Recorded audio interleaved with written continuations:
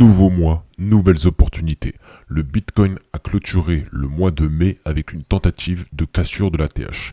Cette tentative a pour l'instant été rejetée, mais les acheteurs ont tenu leur signe de force. Comme tu l'as vu, il n'y a pas eu de ravalement, de sell-off ou d'énormes rejets.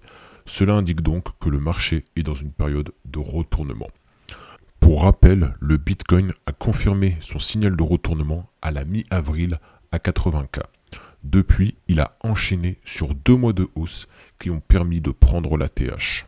En revanche, cela serait pour l'instant trop simple de continuer aux 120K, 130K, etc. Le marché a besoin de liquidités fraîches. Et où se trouvent les liquidités fraîches? Sur les supports long terme que le marché a créés lors de la montée. Le premier est entre les 100K et 98K et le second est entre les 96K et 86K. Il serait normal et sain que le Bitcoin fasse le plein à l'intérieur afin de construire sa prochaine cassure haussière. De plus, cela correspond à un environnement macro d'incertitude avec la décision de la Fed sur les taux le 18 juin. De manière simple, la Fed doit passer pour la sauveuse du marché. L'idéal serait donc une chute violente si possible afin de justifier son intervention.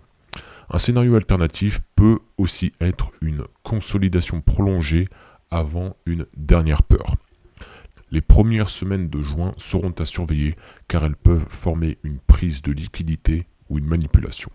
Juin sera un mois de manipulation, le but sera de provoquer une dernière panique ou peur avant la reprise progressive. Retiens qu'un retracement de plus ou de moins ne change rien au plan. En mensuel, le Bitcoin n'a pas réussi à casser l'ATH des 110K. En revanche, il a tenu son élan en clôturant au-dessus du point haut de février à 102K. Cela veut donc dire que le marché a absorbé cette zone et l'a désormais transformée en support. Retiens que dans l'immense majorité du temps, le marché consolide et forme des pièges.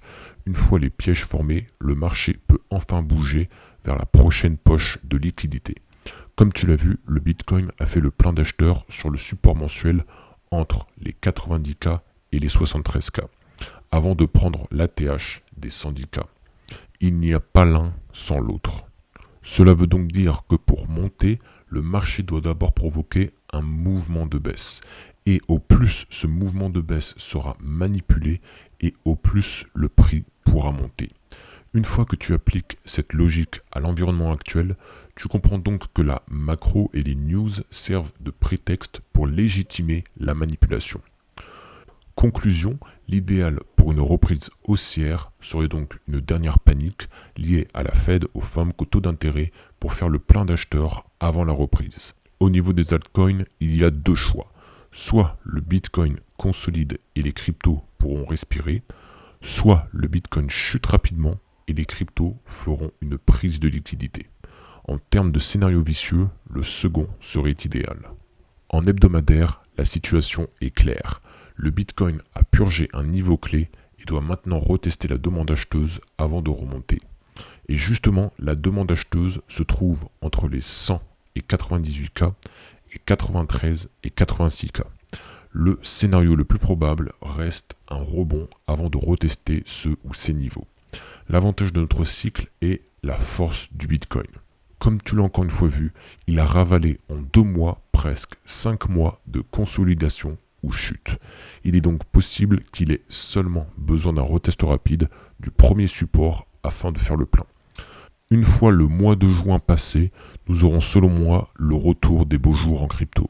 Considère ces moments comme des opportunités pour te préparer et t'améliorer. En journalier, le Bitcoin forme un rebond. Pour l'instant, il s'agit d'une hausse court terme avant une continuation vers les 100.8K. Le prochain test sera par ailleurs la résistance entre les 106 et 107K. En cas de signe de faiblesse à l'intérieur, un allègement de certaines positions sera possible selon ton profil ou ta psycho. Retiens qu'il est normal d'avoir des rebonds dans un retracement. Ils doivent être vus comme une opportunité de vente si les critères sont cochés.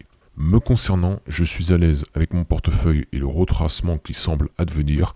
En revanche, je n'hésiterai pas à couper mes positions récentes si un rebond manipulé se forme, car jusqu'au cas contraire, les prochaines semaines penchent vers un retracement. Tant que la zone des 100 et 98K n'a pas été atteinte et rejetée, ce scénario reste d'actualité. A noter que ce retracement permettra de retester la demande acheteuse et faire le plein. Le moyen de savoir la force du retracement dépend de nombreux facteurs. L'un des plus importants est le niveau clé ou liquidité purgée qui a été touché avant ce retracement. Dans notre cas, c'est un ATH après 2 mois de hausse et aussi la phase de marché. Nous ne sommes pas encore en hyperaccélération et le Bitcoin a pris 40 000 $. Quel est l'effet escompté? Faire penser au plus grand monde que nous allons vers les 120K, 130K, etc. Je pense que nous irons sur ces niveaux, mais pas demain. Le marché doit d'abord faire le plein après 2 mois de hausse sans chute. Enfin, les signes de force que je surveille cochent les critères du mouvement et du long terme. En revanche, attention de ne pas se perdre en trop court terme en confondant la tendance moyen et long terme qui est la plus importante avec les variations quotidiennes. Comme je dis souvent, nous cherchons un retournement, pas un rebond. Et les retournements long terme arrivent sur les zones de support long terme avec des prises de liquidité long terme. Le début du mois de juin sera certainement une manipulation. Pour confirmer une manipulation, tu dois laisser le faux mouvement se dérouler. Un faux mouvement prend la forme d'une montée ou chute rapide vers un niveau clé ou une poche de liquidité. Le but est de piéger un maximum d'investisseurs en les faisant entrer ou sortir avant que le marché ne se retourne. Dans notre situation, le plus probable serait une hausse qui détend l'incertitude actuelle avant de provoquer le retracement. En termes de niveau clé sur du court terme, je surveille la résistance entre les 106 et 107K, qui a pour l'instant parfaitement rejeté le prix. La prochaine cible reste toujours la poche de liquidité à 100.7K. Différencie toujours rebond et retournement. Le Bitcoin a purgé son ATH après une montée de 2 mois et une prise en valeur de 40 000 $. Il est donc normal que le marché fasse le plein sur les prochains niveaux de support. Et justement, le premier support que le Bitcoin devra retester est entre les 100.7K et les 98K.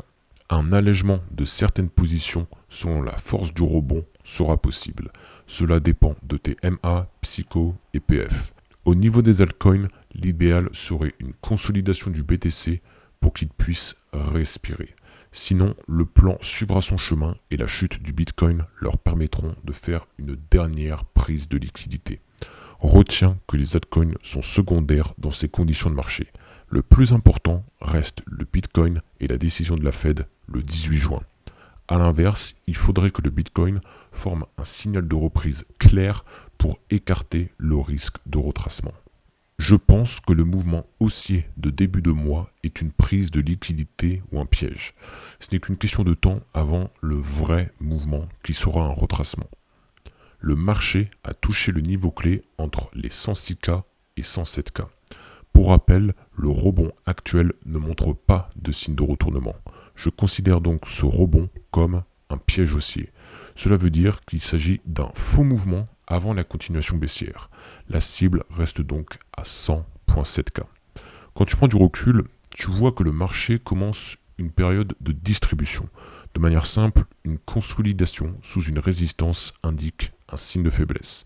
Cela est normal après une montée de 40 000 $. Les deux prochains supports sur lesquels le marché devra faire le plein sont entre les 100K et 98K et 93K et 86.5K.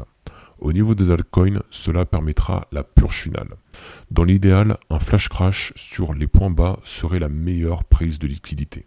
Si tu mets cela en parallèle avec la macro, tu vois que tout coïncide.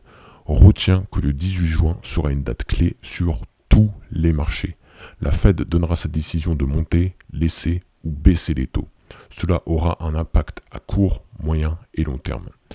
Dans un scénario optimiste, il faudrait une chute des marchés avant cette décision pour légitimer son intervention. L'essoufflement continue. De manière simple, le marché doit provoquer des faux pumps et des pièges haussiers pour accumuler suffisamment d'ordres vendeurs. Cela permettra aux gros portefeuilles de sortir de leur position acheteuse et remplir leurs shorts. Le scénario ne change pas. Nous sommes dans une phase de retracement qui a pour but de faire le plein après une hausse de 40 000 $.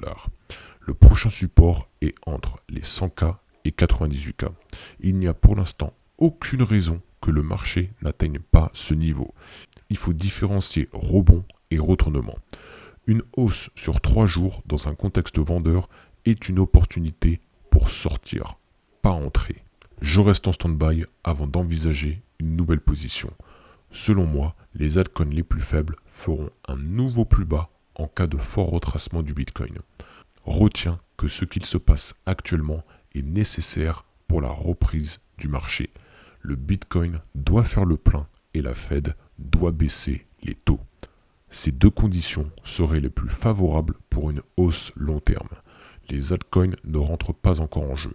Rien ne sert de rester collé à CMC ou avoir la psychologie de son montant latent en PF. Mieux vaut laisser passer juin et ses manipulations pour se concentrer sur la clôture. L'idéal serait un sell-off rapide pour provoquer une dernière panique.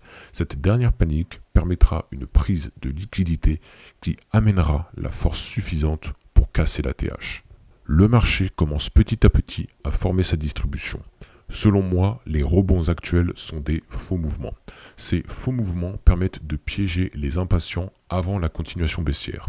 La prochaine cible reste le support entre les 100K et 98K. Les altcoins les plus faibles feront un nouveau point bas, cela permettra une prise de liquidité.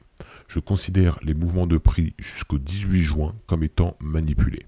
Ne reste pas concentré sur le montant de ton PF, cela n'a aucun intérêt pendant cette période. Le Bitcoin doit faire le plein. Ce plein sera entre le premier support entre les 100K et 98K ou le deuxième entre 93K et 86,5K. En cas de signe de reprise, cela sera amené à changer.